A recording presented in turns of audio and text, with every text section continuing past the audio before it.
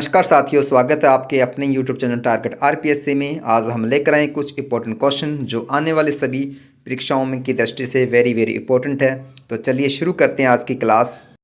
बुद्धि आलोचनात्मक ढंग से सोचने की योग्यता है, यह कथन है। ए बर्ट का, बी स्टर्नबर्ग का, सी बकिंघम का, डी बीने का। तो इस प्रश्न का सही उत्तर है बी स्टर्नबर्ग। स्टर्नबर्ग ने बुद्धि को आलोचनात्मक ढंग से सोचने की योग्यता माना, क्षमता माना, जबकि बर्ट ने बुद्धि को अच्छी तरह, बर्ट के अनुसार क्या है, बुद्धि अच्छी तरह निर्णय लेने की, बुद्धि अच्छी तरह निर्णय लेने, समझने व तर्क करने की योग्यता है। बर्ट के अनुसार बुद्धि क्या है, अच्छी तरह निर्णय लेने, समझने और तर्क करने की योग्यता, जबकि बकिंघम के अनुसार सीखने की योग्यता बुद्धि है। बकिंघम के अनुसार सीखने की योग्यता। जबकि बीने ने क्या कहा कि बुद्धि में 4 महत्वपूर्ण तत्व सम्मिलित है। कौन कौन से? ज्ञान, जिसको हम नॉलेज कहते हैं, आविष्कार, जिसको हम इन्वेंशन कहते हैं, आविष्कार, उसके बाद निर्देश, जिसको हम ऑर्डर कहते हैं या इंस्ट्रक्शन कहते हैं, और चौथा उसने बताया आलोचना यानी क्रिटिसाइज करना, किसी को क्रिटिसिज्म। तो नेक्स्ट प्रश्न पर चलते हैं। इसके बाद में बहुबुद्धि मन के फ्रेम सिद्धांत के प्रवर्तक हैं, यानी ये सिद्धांत किसने दिया? ए एल्फ्रेड बीने ने, बी हार्वर्ड गार्डनर ने, सी ई.एल. थॉर्नडाइक ने, डी गिलफोर्ड ने। तो इस प्रश्न का राइट आंसर है हार्वर्ड गार्डनर ने। हार्वर्ड गार्डनर ने मन के फ्रेम ढांचे यानी सिद्धांत का प्रतिपादन किया। कब किया? 1998 में। 1998 में इन्होंने सबसे पहले बुद्धि के कितने प्रकार बताए? 7 तत्व। उसके बाद में फिर उन्होंने 1998 में 8वां तत्व बताया, जिसका नाम क्या था? प्रकृतिवाद। 8वां तत्व कौन सा था? प्रकृतिवाद के बारे में। फिर उसके बाद में इसने 2000 में 9वां तत्व बताया और उसका नाम था अस्तित्ववाद। यानी कुल बुद्धि के कितने तत्व बताए इसने? 9 तत्व बताए। नेक्स्ट क्वेश्चन है हमारा, बुद्धि का द्विकारक सिद्धांत का प्रतिपादन किसने किया? ए थॉर्नडाइक ने, बी स्पीयरमैन ने, सी वर्न ने, डी स्टर्न ने। तो इस प्रश्न का राइट आंसर है बी स्पीयरमैन ने। स्पीयरमैन ने, जो कि ब्रिटेन का मनोवैज्ञानिक था, 1904 में। कब किया? 1904 में बुद्धि का द्विकारक सिद्धांत बताया। इसमें इसने बुद्धि का संबंध चिंतन से बताया। बुद्धि का संबंध किससे बताया? चिंतन से। और इसने बुद्धि के 2 कारक माने, एक जी कारक, जिनको सामान्य योग्यता, जी कारक जिसको सामान्य योग्यता, और दूसरा था एस में कौन से? विशिष्ट योग्यता। जी यानी सामान्य योग्यता और एस यानी विशिष्ट योग्यता। तो बुद्धि का द्विकारक सिद्धांत किसने दिया? स्पीयरमैन ने। कब दिया? 1904 में। इन्होंने क्या कहा कि बुद्धि है उसका संबंध चिंतन से है। इन्होंने 2 कारक बताए, जी कारक जो कि सामान्य योग्यता को प्रदर्शित करते हैं, जबकि एस जो विशिष्ट योग्यता को प्रदर्शित करते हैं। नेक्स्ट क्वेश्चन में चलते हैं। किस सिद्धांत के अनुसार बुद्धि का विकास 18 वर्ष तक की आयु तक हो जाता है? आंसर ऑप्शन है ए बुद्धि का एकारक सिद्धांत, बी बहुबुद्धि सिद्धांत, सी बुद्धि का बहुतत्व सिद्धांत, डी तरल ठोस बुद्धि का सिद्धांत। तो इस प्रश्न का राइट आंसर है सी बुद्धि का बहुतत्व सिद्धांत। बुद्धि का बहुतत्व सिद्धांत ये बताता है कि जो बुद्धि का विकास है वो 18 वर्ष तक की आयु तक हो जाता है। तो और बुद्धि के सिद्धांत का, इस सिद्धांत के प्रतिपादक कौन है? थॉर्नडाइक। इस सिद्धांत के प्रतिपादक कौन है? थॉर्नडाइक। इसके अलावा इसे बहुकारक, बहुखंड, बालूका सिद्धांत और परमाणु सिद्धांत भी कहा जाता है। ये सभी इसके नाम है। जो थॉर्नडाइक का बुद्धि का बहुतत्व सिद्धांत है उसको बहुकारक सिद्धांत भी कहते हैं, बुद्धि का बहुखंड सिद्धांत भी कहते हैं, बालूका सिद्धांत भी कहते हैं और बुद्धि का परमाणु सिद्धांत भी कहा जाता है। इसके अलावा एक और नाम है मात्रा का सिद्धांत भी इसको कहा जाता है। नेक्स्ट क्वेश्चन पर चलते हैं। बुद्धि संरचना मॉडल प्रस्तुत किया। ए थॉर्नडाइक ने, बी स्पीयरमैन ने, सी वर्नन ने, डी जेपी गिलफोर्ड ने। तो इस प्रश्न का सही उत्तर है डी गिलफोर्ड ने। बुद्धि का यानी जो संरचना मॉडल है वो किसने प्रस्तुत किया? गिलफोर्ड ने, जेपी गिलफोर्ड ने। कब किया? 1967 में। कब किया? 1967 में। इसे बुद्धि का त्रिआयामी और बुद्धि संरचना मॉडल भी कहा जाता है। नेक्स्ट क्वेश्चन हमारा, हार्वर्ड के बहुबुद्धि के सिद्धांत के अनुसार मूर्तिकार, चित्रकार, संरक्षण अधिकारी बनते हैं जिनकी ऑप्शन ए है तार्किक बुद्धि होती है, बी स्थानिक बुद्धि होती है, सी प्राकृतिक बुद्धि होती है, डी शारीरिक गतिज बुद्धि होती है। हार्वर्ड के बहुबुद्धि के सिद्धांत कितने प्रकार की बुद्धि बताई इसने? कुल 9 प्रकार की। कितने प्रकार की? 9 प्रकार की बुद्धि बताई। तो किस प्रकार की बुद्धि के जो लोग हैं वो मूर्तिकार बनते हैं, चित्रकार होते हैं या संरक्षण अधिकारी बनते हैं? तो इस प्रश्न का राइट आंसर है बी स्थानिक बुद्धि वाले व्यक्ति, यानी जिनके पास स्थानिक बुद्धि होती है वो मूर्तिकार, चित्रकार, संरक्षण आदि बन सकते हैं यानी बनते हैं।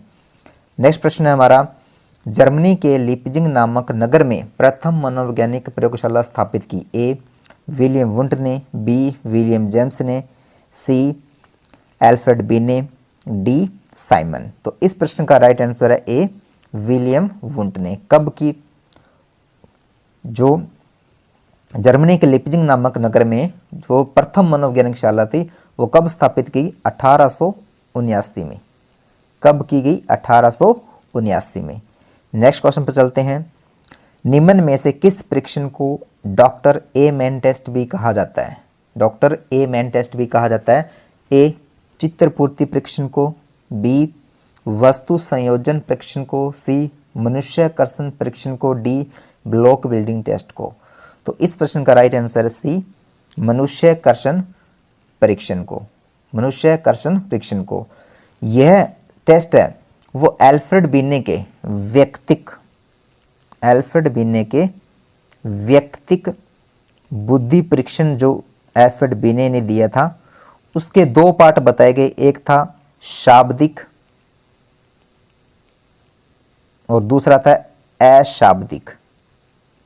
अशाब्दिक परीक्षण। तो ये जो परीक्षण है, टेस्ट है, वो अशाब्दिक परीक्षण के अकॉर्डिंग आते हैं, यानी अशाब्दिक परीक्षण को आगे 4 टेस्टों में बांटा, उनमें से 4 अलग अलग परीक्षण हैं। तो उनमें से डॉक्टर ए मैन टेस्ट किसे कहा जाता है? मनुष्यकर्षण परीक्षण को। नेक्स्ट प्रश्न में चलते हैं।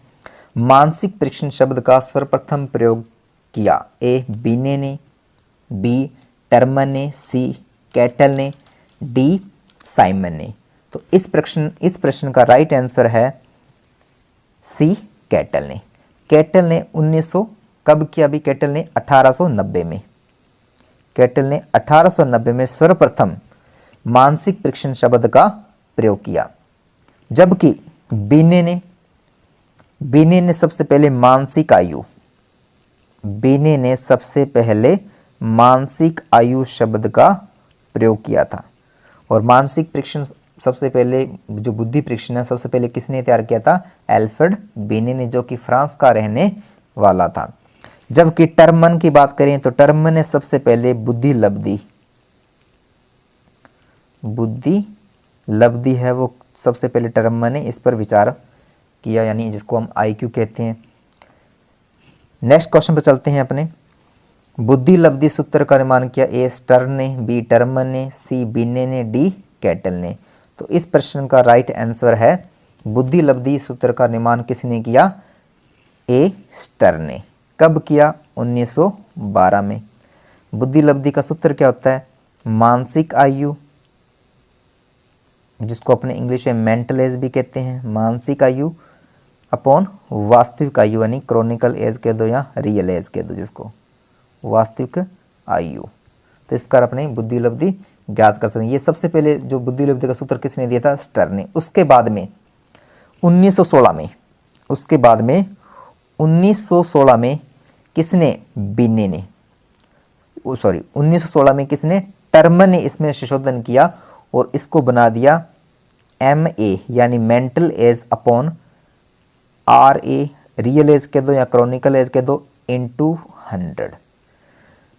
स्टर्न ने सबसे पहले दिया 1912 में, उसमें क्या था, mental age upon real age यानी वास्तविक आयु। उसके बाद में टर्मन ने 1916 में इसमें संशोधन किया और इसे बना दिया मानसिक आयु बटा वास्तविक आयु गुणा 100। नेक्स्ट क्वेश्चन में चलते हैं।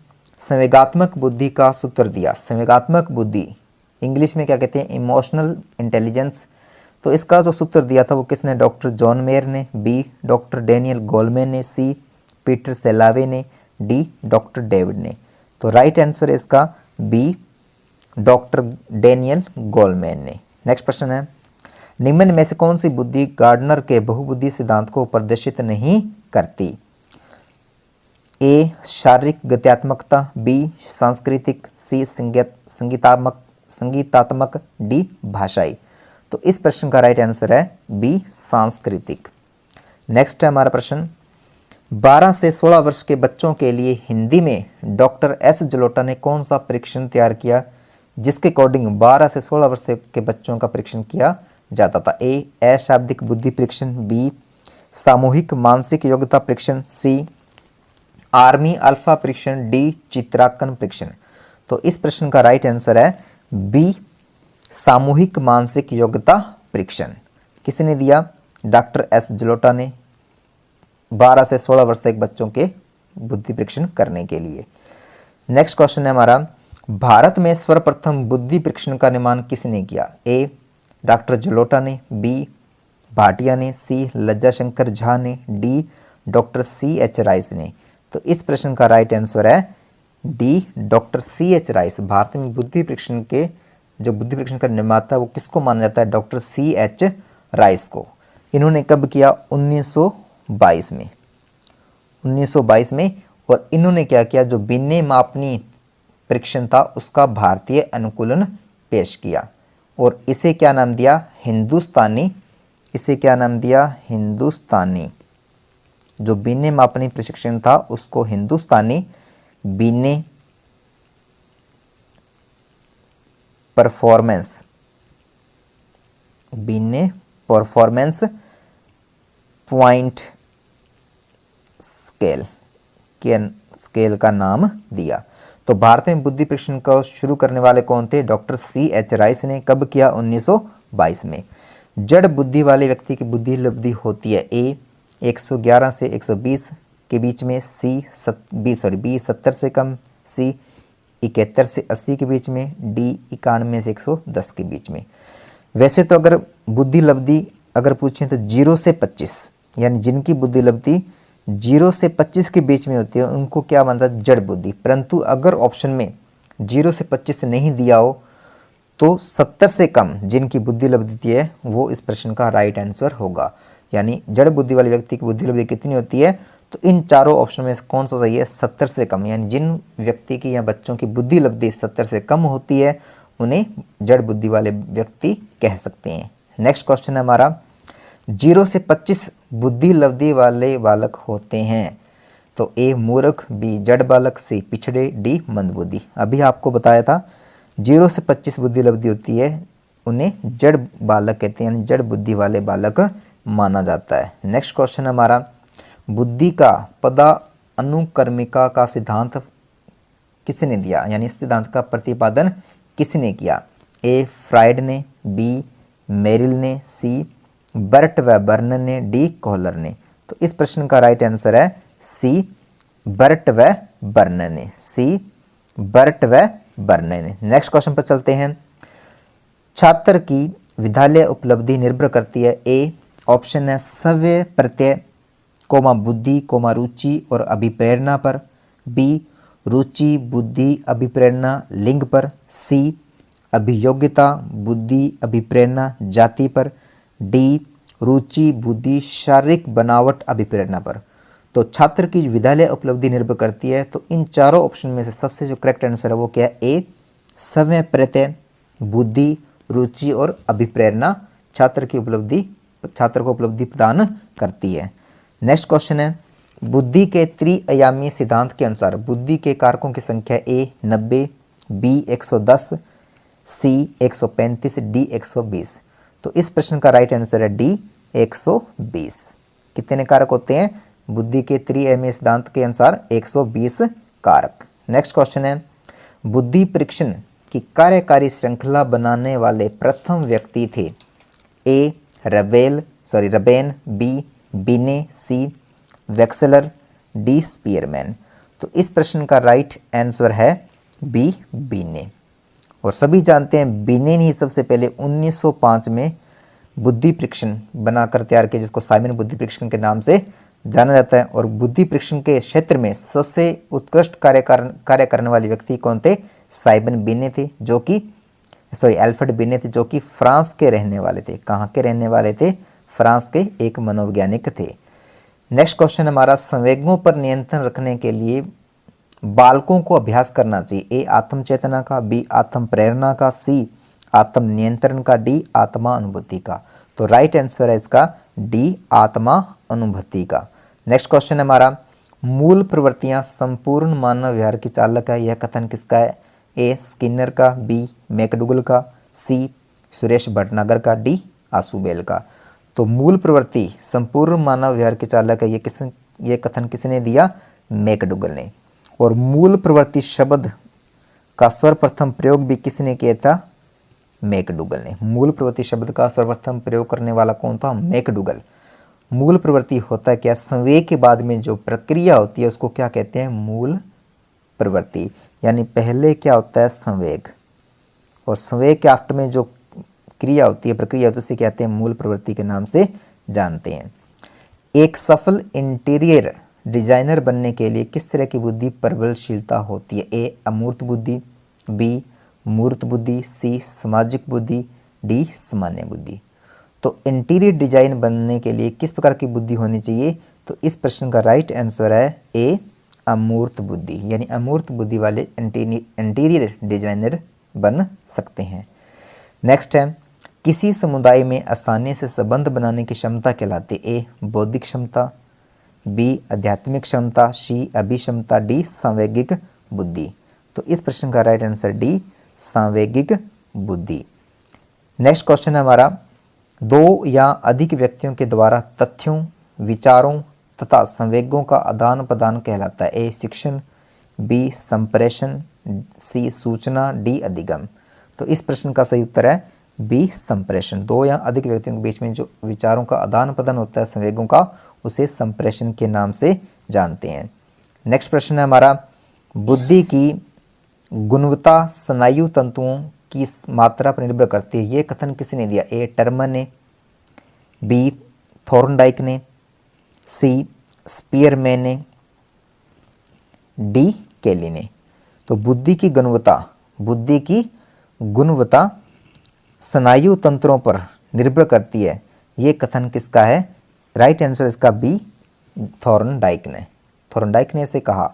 नेक्स्ट क्वेश्चन है हमारा, बुद्धि का त्रिआयामी सिद्धांत दिया? ए मेरिल ने, बी गिलफोर्ड ने, सी स्पीयरमैन ने, डी केली ने। तो इस प्रश्न का जो राइट आंसर है वो है बी गिलफोर्ड ने। बुद्धि का त्रिआयामी सिद्धांत किसने दिया? गिलफोर्ड ने। नेक्स्ट क्वेश्चन है हमारा, एक 5 वर्षीय बालक की मानसिक आयु 7 वर्ष है, तो उसकी बुद्धि लब्धि होगी? ए 140, बी 71, सी 90, डी 120। तो इस प्रश्न का राइट आंसर है 140। यानी वह कैसा बच्चा होगा? प्रतिभाशाली। कैसा बच्चा होगा? प्रतिभाशाली, यानी कि उत्कृष्ट बुद्धि वाला बच्चा होगा। नेक्स्ट है, निर्देशन व अधिगम के बीच समानता है? ए दोनों ही विषय केंद्रित है, विषय वस्तु केंद्रित है, बी दोनों ही छात्र केंद्रित है, सी दोनों पृष्ठ पोषण व पाठ्य विश्लेषण बल देते हैं, डी इनमें से कोई नहीं। तो निर्देशन व अधिगम के बीच में समानता क्या है? कि दोनों ही छात्र केंद्रित होते हैं। नेक्स्ट प्रश्न पर चलते हैं, गोलमैन, मेयर एवं साल्वे का नाम जाना जाता है? ए आध्यात्मिक बुद्धि के लिए, बी व्यक्तित्व मापन के लिए, सी सांवेगिक बुद्धि के लिए, डी बुद्धि परीक्षण के लिए। तो सभी पहले भी अपने पढ़ चुके हैं। गोलमैन ने क्या दिया? सांवेगिक बुद्धि का जो सूत्र है वो किसने दिया था? गोलमैन ने। और इन तीनों का, डॉक्टर मेयर है, साल्वे है, इन सभी को सांवेगिक बुद्धि के क्षेत्र में कार्य करने के लिए जाना जाता है। तो राइट आंसर इसका सी, संवेगिक बुद्धि। नेक्स्ट प्रश्न है हमारा, निम्न में से कौन सा एक थॉर्नडाइक के बुद्धि प्रकारों में से नहीं है? ए मूर्त बुद्धि, बी अमूर्त बुद्धि, सी सामान्य बुद्धि, डी सामाजिक बुद्धि। थॉर्नडाइक व गेरट ने बुद्धि के 3 प्रकार बताए थे, कौन कौन से? मूर्त बुद्धि, अमूर्त बुद्धि और सामाजिक बुद्धि। तो इनमें से कौन सा है जो इन तीनों में से नहीं? वो है सी, सामान्य बुद्धि। तो थॉर्नडाइक के दो या गेरट के जो बुद्धि प्रकार थे उनमें से कौन सा नहीं था? सामान्य बुद्धि। थॉर्नडाइक और गेरट ने बुद्धि के कितने प्रकार बताए? 3 प्रकार। पहला कौन सा? मूर्त बुद्धि, जिसको गामक बुद्धि भी कहते हैं। मूर्त बुद्धि को क्या कहते हैं? गामक या स्थूल, गामक बुद्धि या स्थूल बुद्धि भी कहते हैं। और इस बुद्धि वाले व्यक्ति क्या बनते हैं? कारीगर जैसे। क्या बनते हैं? कारीगर के दो, मैकेनिक के दो, कारीगर, मैकेनिक, इंजीनियर आदि। दूसरा प्रकार था अमूर्त बुद्धि, जिसको सूक्ष्म बुद्धि भी कहते हैं। सूक्ष्म या सैद्धांतिक बुद्धि भी कहा जाता है इसको। सूक्ष्म या सैद्धांतिक बुद्धि किसको कहते हैं? अमूर्त बुद्धि को। और इस बुद्धि वाले पुस्तक ज्ञान प्रदाता जैसे कि टीचर, कहानीकार, पेंटर आदि। उसका सामाजिक बुद्धि वाले व्यक्ति क्या बनते हैं? सामाजिक कार्यकर्ता। क्या बनते हैं? सामाजिक कार्यकर्ता, कार्यकर्ता। और दूसरा नेता लोग। तो नेक्स्ट क्वेश्चन हमारा, प्रथम क्रियात्मक बुद्धि परीक्षण दिया? ए टर्मन ने, बी बिने ने, सी सेगुइन ने, डी इनमें से कोई नहीं। तो प्रथम क्रियात्मक बुद्धि परीक्षण दिया था सी सेगुइन ने। तो इस प्रश्न का राइट आंसर है सी सेगुइन ने। नेक्स्ट क्वेश्चन पर चलते हैं। एक 12 वर्षीय बालक की मानसिक आयु 10 वर्ष है, तो वह बालक है ए औसत बुद्धि वाला, सी मंद बुद्धि वाला, सी प्रतिभाशाली, डी जड़। तो 12 वर्षीय बालक जिसकी मानसिक आयु 10 वर्ष है, तो वह बालक होगा मंद बुद्धि, बी। कैसा होगा? मंद बुद्धि बालक। नेक्स्ट क्वेश्चन है, बिने साइमन बुद्धि परीक्षण कितने वर्ष तक के बच्चों के लिए था? यानी कितने वर्ष तक के बच्चों के लिए इसके द्वारा जो परीक्षण है वो किया जा सकता था? ए 11 से 16 वर्ष, बी 3 से 15 वर्ष, सी 4 से 8 वर्ष, डी 8 से 12 वर्ष। तो राइट आंसर इसका बी 3 से 15 वर्ष तक के बच्चों का इसके अकॉर्डिंग परीक्षण किया जाता था। बिने साइमन बुद्धि परीक्षण जो कि 1905 में दिया गया, किसके द्वारा? एल्फ्रेड बिने के द्वारा। उसके बाद में सबसे पहले इसको फ्रेंच भाषा में ये तैयार हुआ था। फिर 1911 में गोडार्ड ने इसको अंग्रेजी में ट्रांसलेट किया। यानी अमेरिका का वैज्ञानिक था, तो उसने अमेरिका में जब इसका यूज़ किया गया तो उसने इस परीक्षण का अंग्रेजी में अनुवाद किया। कब किया? 1911 में। किसी ने किया? गोडार्ड ने। नेक्स्ट और आज का अंतिम प्रश्न है, अवधारणाओं का प्रबंध मुख्य रूप से होता है ए बौद्धिक विकास से, बी सामाजिक विकास से, सी शारीरिक विकास से, डी उपयुक्त सभी से। तो अवधारणाओं का प्रबंध मुख्य रूप से किससे होता है? ए बौद्धिक विकास से। आज की क्विज यहीं पर समाप्त होती है। अगर आपको हमारे वीडियो पसंद आ रहे हैं तो प्लीज़ लाइक, शेयर और सब्सक्राइब जरूर करें। आप खुद भी करें और अपने दोस्तों, मित्रों, भाई बहनों को भी सब्सक्राइब करने की सलाह दें। Thank you.